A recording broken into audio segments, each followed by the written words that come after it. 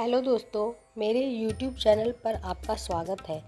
अगर आपको मेरी कहानियाँ पसंद आती हैं तो चैनल को लाइक और सब्सक्राइब करना ना भूलें। आज मैं एक कहानी के माध्यम से आपको बताऊंगी कि प्रभु को पाने का सबसे सरल मार्ग क्या है। एक गांव में एक बूढ़ी माई रहती थी। माई का आगे पीछे कोई नहीं था, इसीलिए बूढ़ी माई बेचारी अकेली रहती थी। एक दिन उस गांव में एक साधु आया। बूढ़ी माई ने साधु को बहुत ही प्रेम पूर्वक आदर सत्कार किया। जब साधु जाने लगा तो बूढ़ी माई ने कहा, महात्मा जी, आप तो ईश्वर के परम भक्त हैं। कृपा करके मुझे ऐसा आशीर्वाद दीजिए जिससे मेरा अकेलापन दूर हो जाए। अकेले रह रह करके ऊब चुकी हूँ। साधु ने मुस्कुराते हुए अपनी झोली में से बाल गोपाल की एक मूर्ति निकाली और बुढ़िया को देते हुए कहा, माई, ये लो, आपका बालक है। इसका अपने बच्चे की तरह प्रेम पूर्वक लालन पालन करती रहना। बुढ़िया माई बड़े लाड़ प्यार से ठाकुर जी का लालन पालन करने लगी। एक दिन गांव के कुछ शरारती बच्चों ने देखा कि माई मूर्ति को अपने बच्चे की तरह लाड़ कर रही है। नटखट बच्चों को माई से हंसी मजाक करने की सूझी। उन्होंने माई से कहा, अरे मैया सुन, आज गांव में जंगल से एक भेड़िया घुस आया है जो छोटे बच्चों को उठाकर ले जाता है और मार कर खा जाता है। तू अपने लाल का ख्याल रखना, कहीं भेड़िया इसे उठाकर ना ले जाए।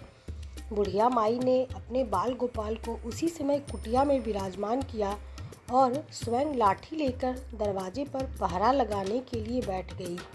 अपने लाल को भेड़िए से बचाने के लिए बुढ़िया माई भूखी प्यासी दरवाजे पर पहरा देती रही।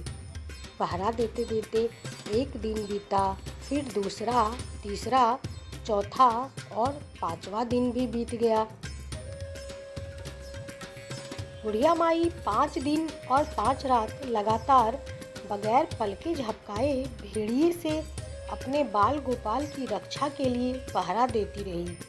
उस भोली भाली मैया का यह भाव देखकर ठाकुर जी का हृदय प्रेम से भर गया। अब ठाकुर जी को मैया के प्रेम का प्रत्यक्ष रूप से आस्वादन करने की इच्छा हुई। भगवान बहुत ही सुंदर रूप धारण कर वस्त्राभूषणों से सुसज्जित होकर माई के पास आए। ठाकुर जी के पांव की आहट पाकर माई डर गई कि कहीं दुष्ट भेड़िया तो नहीं आ गया मेरे लाल को उठाने। माई ने लाठी उठाई और भेड़िए को भगाने के लिए उठ खड़ी हुई। तब श्याम सुंदर ने कहा, मैया, मैं तेरा वही बालक हूँ जिसकी तुम रक्षा करती हो। माई ने कहा, क्या? चल हट, तेरे जैसे बहुत देखे, तेरे जैसे सैकड़ों अपने लाल पर न्यौछावर कर दूँ। अब ऐसा मत कहियो, चल भाग जा यहाँ से। ठाकुर जी मैया के इस भाव और एक निष्ठता को देखकर बहुत ज़्यादा प्रसन्न हो गए।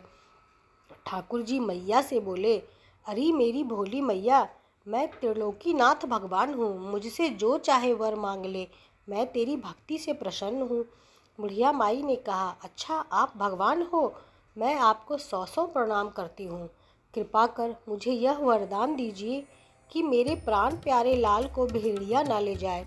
अब ठाकुर जी और ज़्यादा प्रसन्न होते हुए बोले, तो चल मैया, मैं तेरे लाल को और तुझे अपने निज धाम लिए चलता हूँ, वहाँ भेड़िए का कोई भय नहीं है। इस तरह प्रभु बुढ़िया माई को अपने निज धाम ले गए।